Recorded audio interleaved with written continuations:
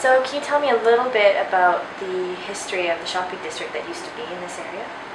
Well, there used to be Carson's Grocers across the street, and kitty corner to us was a green grocer, and directly across the street was a shoemaker, and the next property over was a bakery.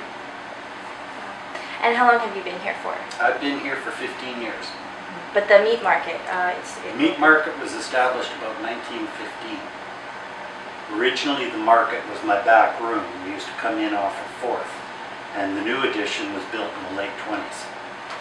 So how big was the site beforehand, the meat market? Was it a bit, so it was a bit smaller? About a quarter of what this shop was. Oh, It was small. yeah. And so what were you doing before, 15 years ago, before you got into the Queen's Park Meat Market? I used to work in the chain stores. And what inspired the change to own your own business? Well, I sampled some of the quality meat that was coming out of here, and I shopped here for about 6 years before I finally bought the business. And what do you think caused the other businesses to basically close down?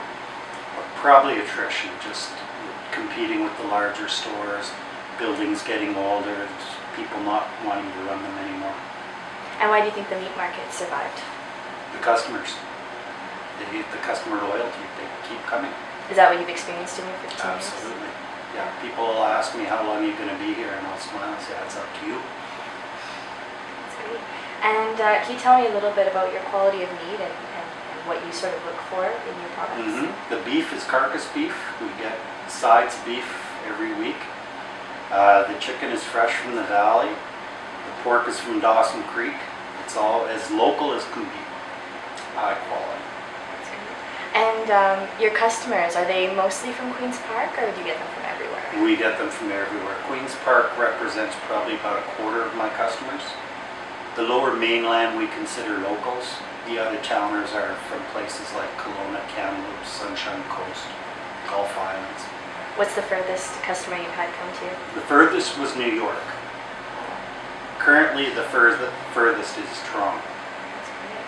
And how do you think people have heard of you to come here? I mean, you're right in the middle of a neighborhood, so...